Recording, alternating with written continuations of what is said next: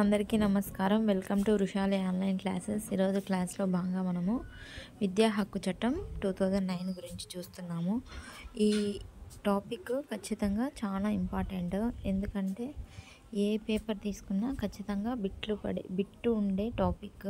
ఈ ఏరియాను వదిలిపెట్టుకోకుండా మొత్తం చదవాలి. ఏ టు జెడ్ ప్రతి ఒక్క ఆర్టికల్, అదేవిధంగా డేట్స్తో సహా, ఇయర్స్తో సహా అంత ఇంపార్టెంట్. ఈవెన్ ద గ్రూప్స్లో కూడా మనకి అడిగే ఛాన్సెస్ ఉన్నటువంటి ఏరియా అన్నమాట. విద్యా హక్కు చట్టం 2009 మన దేశంలో ఏ తేదీ నుంచి అమల్లోకి వచ్చిందంటే 2010 ఏప్రిల్ 1 నుంచి అమల్లోకి వచ్చింది. విద్యా హక్కు చట్టం ప్రకారం బాలలో ప్రాథమిక విద్య పూర్తయ్యే వరకు ఒకే తరగతిలో మళ్ళీ 2వ సంవత్సరం కొనసాగించకూడదు. అంటే ఈ పిల్లోడు బాగా చదవడం లాస్ట్ ఇయర్ సరిగ్గా స్కూల్కి రాలే, లాస్ట్ ఇయర్ ఎగ్జామ్స్ రాలే, లాస్ట్ ఇయర్ ఎక్కువ ఆప్షన్స్ ఉన్నాయనేసి మళ్ళీ అదే క్లాస్లో కూర్చోబెట్టే హక్కు, అధికారం ఎవరికి లేవు. హెడ్ మాస్టర్కి లేవు, క్లాస్ టీచర్స్కి లేవు, ఎవరికి లేవు. ఒకే తరగతిలో మళ్ళీ 2వ సంవత్సరం విద్యార్థిని కొనసాగించకూడదు. క్రింది వాటిలో పాఠశాల యాజమాన్య కమిటీ బాధ్యత కాని దాన్ని గుర్తించండి. పాఠశాల యాజమాన్య కమిటీ బాధ్యత కాంది వచ్చేసి చూడండి, ఉపాధ్యాయులకు సెలవు జీతాన్ని మంజూరు చేయడం. ఇది పాఠశాల యాజమాన్య కమిటీ యొక్క బాధ్యత కాదు. అది ఆటోమేటిక్గా జరిగిపోతుంది. సెలవులు వచ్చేసి మనకి డీడీఓని కానీ హెచ్టీని కానీ అడిగి తీసుకుంటాం. క్రింది వాటిలో విద్యా హక్కు చట్టం గురించి సరైన వాక్యం ఏదంటే, ప్రాథమిక విద్య పూర్తయ్యే వరకు బోర్డు పరీక్షలకు అవసరం లేదు. అందుకే మనకి అప్పుడు 7th class exams, public exams ఉన్నాయి, కానీ ఇప్పుడు తీసేసినారు. అదేవిధంగా ప్రతి విద్యా సంవత్సరం బోర్డు పరీక్షలను నిర్వహించడం. ఎస్ఎస్సి బోర్డు, ఇంటర్ బోర్డు అటువంటి బోర్డు పరీక్షలు నిర్వహించకూడదు. జన్మ ధృవీకరణ పత్రం ఉన్న వారిని మాత్రమే పాఠశాలలో చేరుకోవడం. వానికి డేట్ ఆఫ్ బర్త్ సర్టిఫికేట్ లేదనో, క్యాస్ట్ సర్టిఫికేట్ లేదనో, ఆధార్ కార్డు లేదనో, అమ్మది బ్యాంక్ అకౌంట్ డీటెయిల్స్ లేదనో, ఏ కారణం చేత కానీ వాళ్ళని రిజెక్ట్ చేయకూడదు. వాళ్ళకి 6 నుంచి 14 సంవత్సరాల వయసు ఉంటే ఖచ్చితంగా చేర్పించుకోవాలన్నమాట. అది నిబంధన. పాఠశాలకు ప్రభుత్వ గుర్తింపు అవసరం లేదు. పాఠశాలకు ప్రభుత్వ గుర్తింపు అవసరం లేదనేది కూడా విద్యా హక్కు చట్టం ప్రకారం సరైన వాక్యం ఏది అంటే అది కాదన్నమాట. పూర్తయ్యే వరకు బోర్డు పరీక్షలకు అపియర్ కావాల్సిన అవసరం లేదనేది మాత్రమే కరెక్ట్. 14 సంవత్సరాలలోపు బాలికలు గనులు, ఫ్యాక్టరీలు, ఇతర ప్రమాదకర పనుల్లో ఉంచరాదు తెలిపే ఆర్టికల్ వచ్చేసి ఆర్టికల్ 14. విద్యా హక్కు చట్టం 2009 ప్రకారం ప్రాథమిక పాఠశాల ఒక విద్యా సంవత్సరంలో కనీసం ఎన్ని రోజులు పనిచేయాల్సిందంటే 200 వర్కింగ్ డేస్ ఉండాలన్నమాట. మనకు ఆప్షనల్ హాలిడేస్ కానీ, లోకల్ హాలిడేస్ కానీ, అదేవిధంగా సంక్రాంతి సెలవులు, దసరా సెలవులు, సమ్మర్ హాలిడేస్ ఇవన్నీ పోయినా కానీ 365 రోజుల్లో 200 కనీసం వర్కింగ్ డేస్ ఉండాలన్నమాట. బాలల విద్యా హక్కు చట్టం 2009 పరిధిని గుర్తించండి. ఇక్కడ చూసినట్లయితే జమ్మూ కాశ్మీర్ మినహా దేశం మొత్తం అమల్లో ఉందన్నమాట. Very very important. Jammu Kashmir మినహా దేశం మొత్తం అమల్లో ఉంది. ఎందుకంటే అప్పట్లో మనకి జమ్మూ కాశ్మీరు విడిగా ఉండింది కాబట్టి. పాఠశాలలో నిరంతర సమగ్ర మూల్యాంకనం CCE కంటిన్యూస్ కాంప్రహెన్సివ్ ఎవాల్యుయేషన్ అమలు చేయాలని విద్యా హక్కు చట్టం ఏ సెక్షన్లో తెలిపింది అంటే 29వ సెక్షన్లో తెలిపింది. విద్యా హక్కు చట్టం 2009లో ఎన్ని అధ్యాయాలు, సెక్షన్లు ఉన్నాయంటే 7 అధ్యాయాలు, 38 సెక్షన్లు ఉన్నాయి. Very very important. విద్యా హక్కు చట్టంలో అధ్యాయాలు, అదేవిధంగా సెక్షన్లు 7 అధ్యాయాలు, 38 సెక్షన్లు అన్నమాట. ప్రాథమిక పాఠశాలలో అడ్మిషన్స్ కోసం ఒక విద్యార్థి నుంచి ఆ పాఠశాల యాజమాన్యం 10,000 బిల్డింగ్ ఫండ్గా వసూలు చేసింది. ప్రభుత్వం ఆ పాఠశాల యాజమాన్యానికి ఎంత జరిమానా విధించవలసి ఉంటుంది? ₹1,00,000. ఏ పాఠశాలలో అయినా కానీ మనకి ప్రభుత్వ పాఠశాలలో పిల్లల నుంచి ఏ రూపంలో కానీ అడ్మిషన్, బిల్డింగ్ ఫండ్, ఆ ఫండ్, ఈ ఫండ్ ఏ రూపంలో కానీ డబ్బులు వసూలు చేయకూడదు. ఆ విధంగా చేస్తే ఆ పాఠశాల యాజమాన్యానికి మనము జరిమానా విధిస్తుంది ప్రభుత్వం. ఎంత అంటే ₹1,00,000 దాకా. ఒక ప్రాథమిక పాఠశాలలో 22 మంది విద్యార్థులు ఉన్నారు. విద్యా హక్కు చట్ట ప్రకారం ఎన్ని ఉపాధ్యాయ పోస్టులు మంజూరు కావాలంటే 2 SGTలు ఉండాలన్నమాట. ఒక ప్రాథమిక పాఠశాలలో ఇవన్నీ మనకి సెక్షన్లో ఉంటాయన్నమాట. ఒక్కొక్క సెక్షన్ ఒక దాన్ని తెలియజేస్తుంది అన్నమాట. ఆ సెక్షన్లో కూడా కోడ్ ప్రకారం ఒక వీడియోలో చెప్తా, గుర్తుపెట్టుకోవచ్చు, చాలా ఈజీగా గుర్తుంటుంది.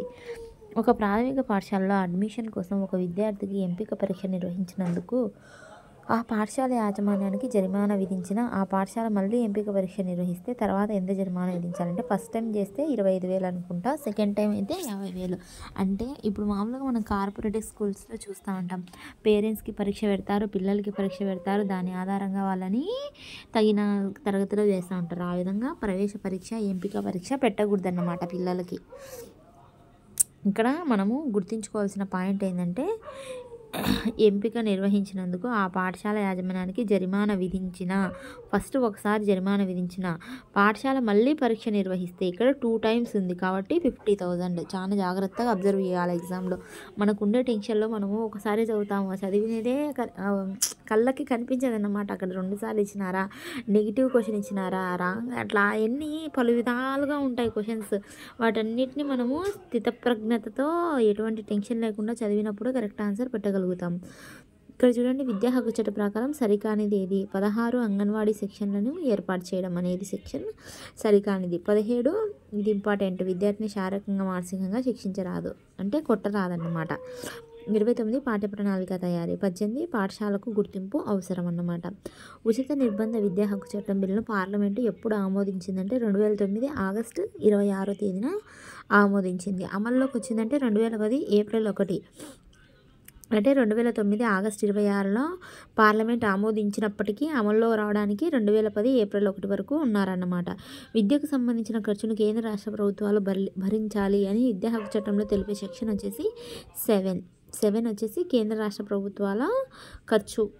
నెక్స్ట్, ఎలాంటి విద్యా అర్హత లేని 12 సంవత్సరాల బాలుడు ఒక పాఠశాలకు వెళ్ళి తన పాఠశాల వయసు తగిన తరగతిలో చేర్చుకోమని అడిగితే వెంటనే చేర్చుకోవాలి.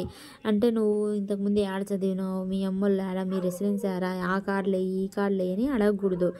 వాళ్ళు చేర్చుకోమని అడిగితే చేర్చేసుకోవాలి అంతే. 12 సంవత్సరాలు కానీ, 13 సంవత్సరాలు కానీ, 14 సంవత్సరం రన్నింగ్ కానీ, 14 సంవత్సరాల వరకు మన బాధ్యత అంతే. అంత పవర్ఫుల్ చట్టం అన్నమాట. ఉచిత నిర్బంధ ప్రాథమిక విద్య 6 నుంచి 14 సంవత్సరాల వరకు బాలబాలికలకు పేద అదే వర్గ వర్ణ బడుగు బలహీన అటువంటి ఏ భేదాలు లేకోకుండా ఎవరినైనా కానీ సమానంగా చేర్చుకోవాలి. ఉచిత నిర్బంధ ప్రాథమిక విద్య ఏ రాజ్యాంగ సవరణ ప్రకారం ప్రాథమిక విద్యగా మారిందంటే 86వ రాజ్యాంగ సవరణ ద్వారా ప్రాథమిక విద్యగా మారింది. ఉచిత నిర్బంధ ప్రాథమిక విద్య ఏ రాజ్యాంగ సవరణ ద్వారా ప్రాథమిక విద్యగా మారిందంటే 86వ రాజ్యాంగ సవరణ. ఇంపార్టెంట్.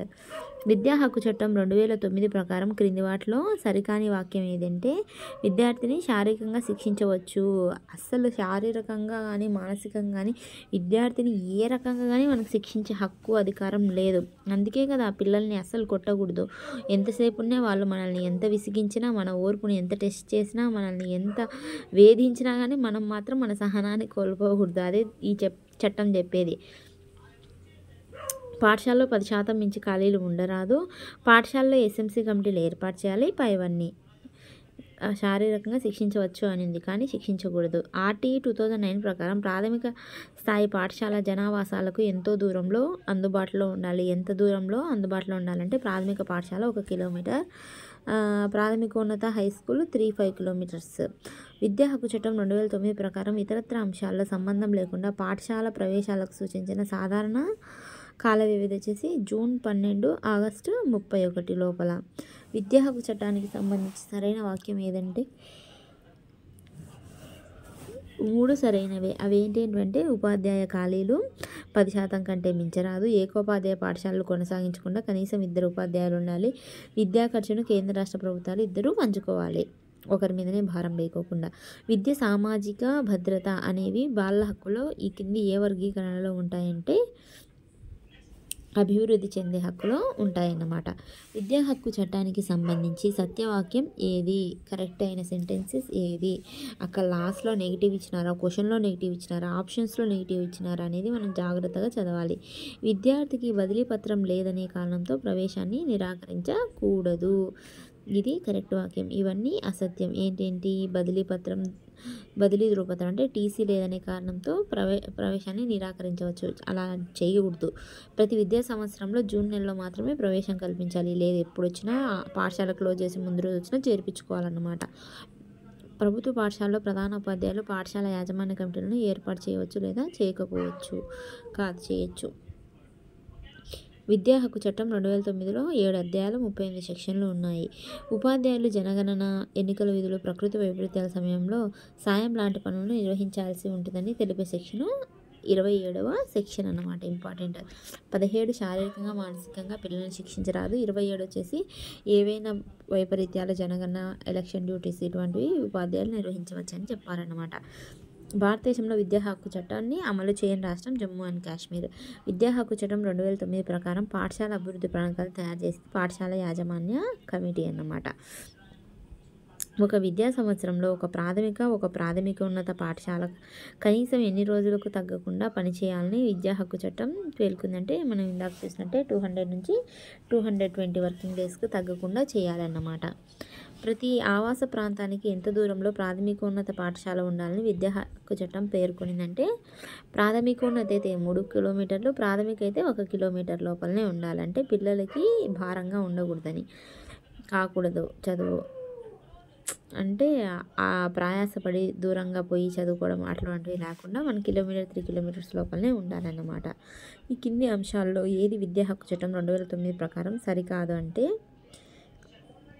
సెక్షన్ 8 ప్రకారం పూర్వ ప్రాథమిక పాఠశాలను స్థానిక ప్రభుత్వం ఏర్పాటు చేసుకోవాలి. ఇది అనేది సరికాదు, రాంగ్. మిగతావన్నీ కరెక్టే. సెక్షన్ 3 ప్రకారం 6 నుంచి 14 సంవత్సరాల పిల్లలకు ఉచిత నిర్బంధ ప్రాథమిక విద్య పొందే హక్కు ఉంటుంది. సెక్షన్ 10 ప్రకారం 6 నుంచి 14 ఏళ్ల పిల్లలకు నిర్బంధ ప్రాథమిక విద్యను కల్పించడం తల్లిదండ్రుల బాధ్యత అన్నమాట. వాళ్ళని పనికి పంపించకూడదు.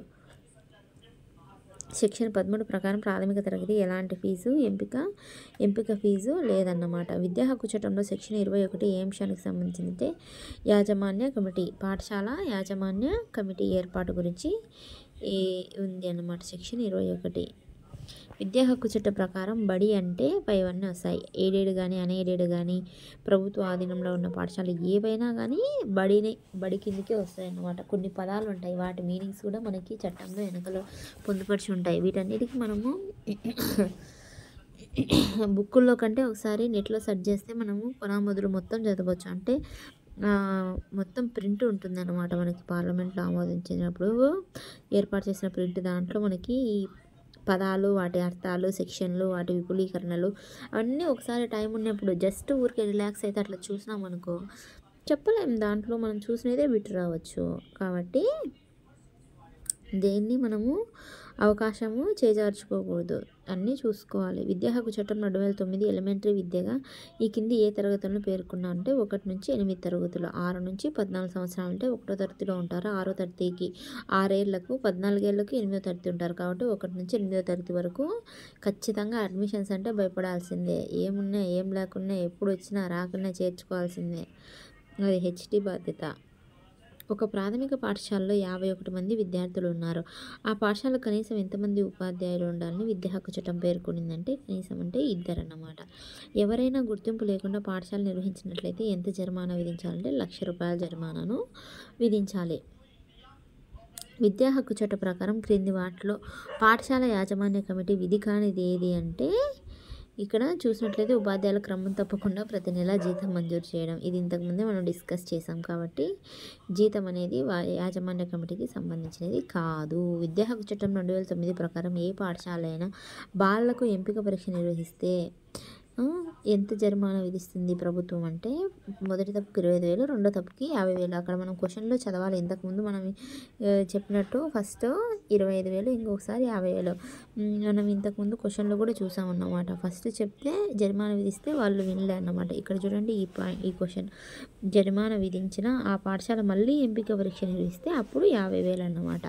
ఆ విధంగా క్లారిటీ మెయింటైన్ చేయాలి. మనం చదివిన ఒక బిట్ అయినా కానీ ఎప్పుడు అడిగినా చెప్పేటట్టు, ఎప్పుడు ఏ విధంగా వచ్చినా అప్లికేషన్ మెథడ్లో వచ్చినా కానీ చేసే విధంగా మనం క్లారిటీ మెయింటైన్ చేస్తే చదవాలి. ఆ క్లారిటీ మనకి ఎప్పుడు వస్తుందంటే మనం దాన్ని బాగా అవగాహన చేసుకొని ఆ టాపిక్ని మనము పూర్తి స్థాయిలో వేరే వాళ్ళకి ఎక్స్ప్లెయిన్ చేసినప్పుడు వస్తుంది.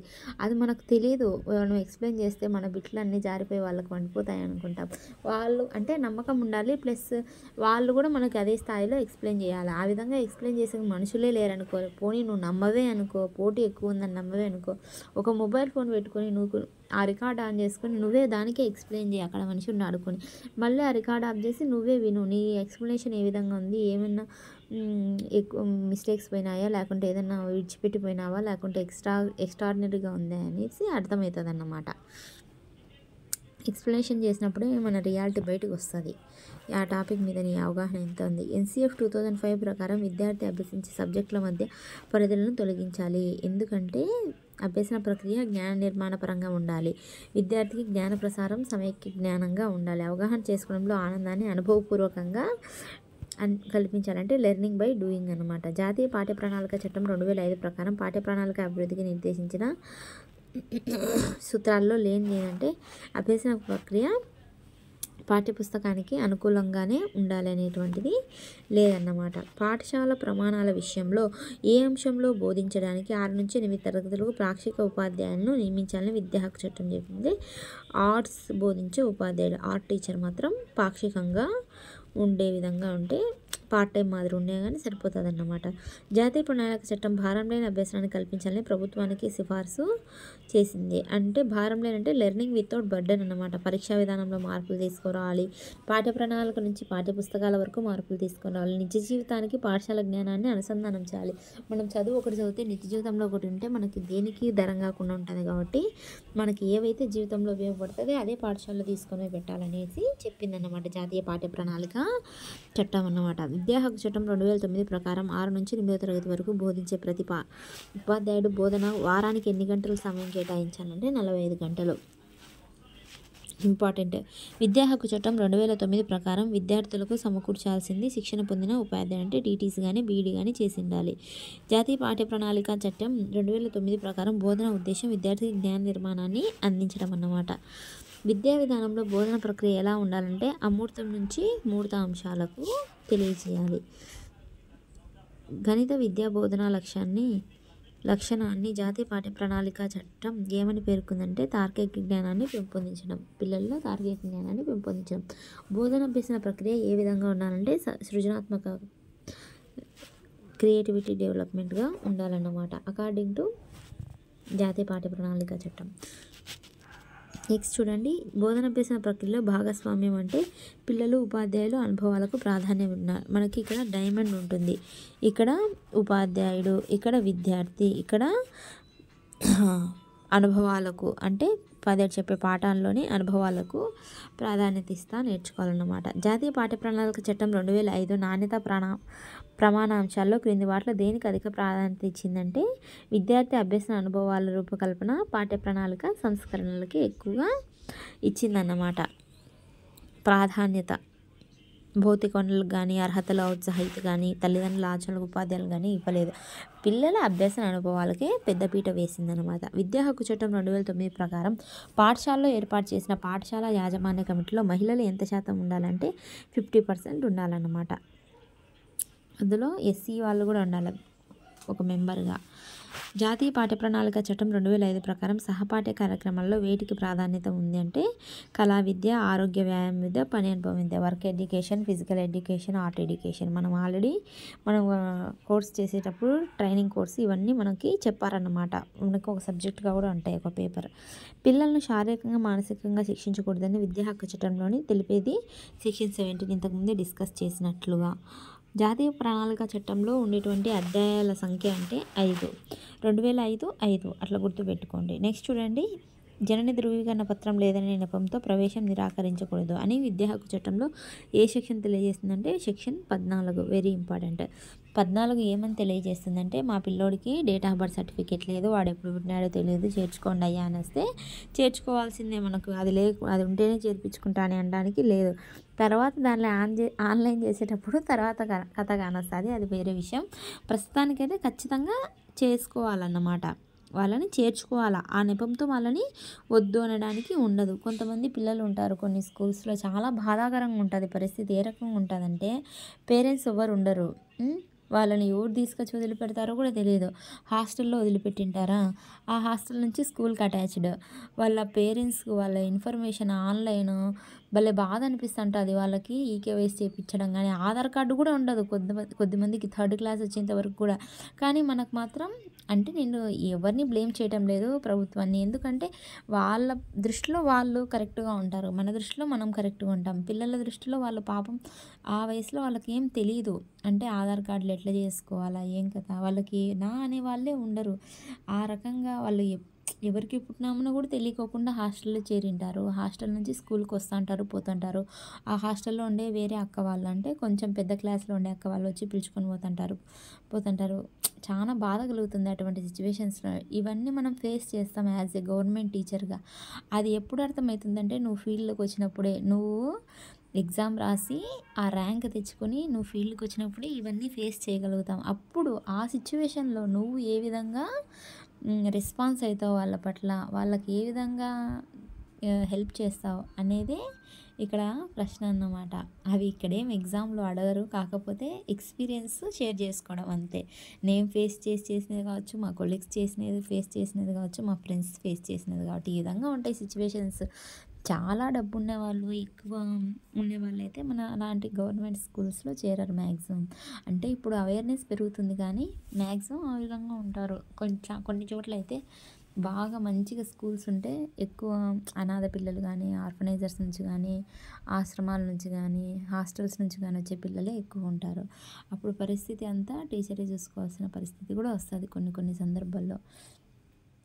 అప్పుడు మనం మానవతా దృక్పథంతో ఒక అమ్మలాగా స్పందించి వారికి సేవ చేయాలి, వాళ్ళకి హెల్ప్ చేయాలి కూడా. నెక్స్ట్ చూడండి, క్రింది వాటిలో ఏది విద్యార్థి కేంద్రీకృత అభ్యసన పద్ధతి కాదంటే ఉపన్యాస పద్ధతి. ఇది పిల్లల పట్ల శాపమైనటువంటి పద్ధతి అని కూడా అంటారు. ఉపన్యాస పద్ధతి ఇది కేవలం పెద్దవాళ్ళకు మాత్రమే ఉపయోగపడుతుంది. పిల్లలకి కేవలం అనుభవాలు, కృత్యాలు, అన్వేషణ ద్వారా మాత్రమే విద్యను అభ్యసించే విధంగా చేయాలి. ఒక ప్రాథమిక పాఠశాలలో 151 మంది పిల్లలు ఉన్నారు. విద్యా హక్కు చట్టం 2009 ప్రకారం ఆ పాఠశాలలో ఉండవలసిన ఉపాధ్యాయుల సంఖ్య ఎంత అంటే 5 ప్రాథమిక ఉపాధ్యాయులు ప్లస్ ఒక హెచ్ఎం ఉండాలి. ఎంత? 151గా ఉంటే 150 దాటితే మాత్రం ఒక హెచ్టీని కేటాయించాలి. విద్యా హక్కు చట్టం 2009 ప్రకారం 1 నుంచి 5 తరగతుల వరకు ఒక విద్యా సంవత్సరంలో బోధన గంటలు ఎన్ని అంటే 800 గంటలు. వారంలో అయితే 45 గంటలు ఒక ఉపాధ్యాయుడికి. ఇంపార్టెంట్, ఒక ప్రాథమిక పాఠశాలలో ప్రభుత్వం నిర్దేశించిన ఫీజు కంటే అదనంగా 1500 వసూలు చేశారు. అయితే విద్యా హక్కు చట్టం ప్రకారం జరిమానా 15,000 విధించాలన్నమాట రూపాయలలో. విద్యా హక్కు చట్టంలో సెక్షన్ 6 దేన్ని తెలియజేస్తుందంటే ఆవాస ప్రాంతానికి 1 కిలోమీటర్ దూరంలో ప్రాథమిక పాఠశాల, 3 కిలోమీటర్ల దూరంలో ప్రాథమికోన్నత పాఠశాల ఇంతకుముందు డిస్కస్ చేశాము. నెక్స్ట్ సెక్షన్లో అధ్యాయాలు 38 సెక్షన్లో అధ్యాయాలు 7. ఇక్కడ ఇంపార్టెంట్ మనకి ఎట్లుంటుందంటే సిచ్యువేషన్ ఎగ్జామ్ టైంలో ఇంతకుముందు మనకి ఇక్కడ జరిగింది ఎగ్జామ్స్లో కూడా ప్రీవియస్ ఎగ్జామ్స్లో ఇక్కడ సెక్షన్లు అధ్యాయాలు సెక్షన్లు 38 7 7 38 మన మైండ్ ఒకటి ట్యూన్ అయి ఉంటుంది. 7 అధ్యాయాలు 38 సెక్షన్లు. ఫస్ట్ అధ్యాయాలు పెద్దవి కాబట్టి 7 38 7 38 అంటే ఆడ పెడతాం. ఏ అంటే బి అంటే కే. కానీ ఆడ క్వశ్చన్ సెక్షన్ల అధ్యాయాలు ఇచ్చారా, అధ్యాయాల సెక్షన్లు ఇచ్చారా చూసుకోరు. ఈ పాయింట్ మనకి మాకు సార్ చెప్పేటప్పుడు రైస్ చేశాడు కాబట్టి నేను కూడా ఇప్పుడు ఒకసారి మీకు చెప్తున్నాను. నెక్స్ట్ ఆర్టీ 2009 ప్రకారం సెక్షన్లు 26 దేన్ని తెలియజేస్తుంటే ఉపాధ్యాయుల కాలనీని భర్తీ చేయడం. Very very very very very very important. అంటే మనకి డిఎస్సి ద్వారా భర్తీ చేస్తాం కాబట్టి దాన్ని ఏ సెక్షన్ అంటే 26. ఇప్పుడు మీరు రాసే ఎగ్జామ్ విద్యా హక్కు చట్టం ప్రకారం ఉపాధ్యాయ కాలనీ భర్తీ చేయడం ఏ సెక్షన్ అని అడుగుతారు. సెక్షన్ 26 అనమాట. మనము అనువదించుకోవాలి, మన ప్యారలల్ లైఫ్కి అనువదించుకుంటే ఈజీగా గుర్తుంటాయి అన్నమాట. క్రింది వాటిలో పాఠశాల యాజమాన్య కమిటీ విధి కానిది ఏదంటే పాఠశాల పనిచేసే ఉపాధ్యాయులకు సెలవులు బంద్ చేయడం, జీతాలు ఉపాధ్యాయులకు సంబంధం లేనట్టు అనమాట. అది ఎంతసేపునే పాఠశాల అభివృద్ధికి, పిల్లల సర్వతోముఖ అభివృద్ధికే కృషి చేయాలి. నెక్స్ట్ విద్యా హక్కు చట్టం 2009 ప్రకారం బాలలు అంటే 6 నుంచి 14 సంవత్సరాల పిల్లలు. బడి అంటే ఏంటి, బాలలు అంటే ఏంటి, ఇవన్నీ పదాలు అన్నమాట. అవి విద్యా హక్కు చట్టంలో ఉంటాయి. ఒకసారి మనకి నెట్లో సెర్చ్ చేసినా కనిస్తాయి అన్నమాట. Thanks for watching my videos. This is Haritha SGT. Do subscribe Rushali online classes.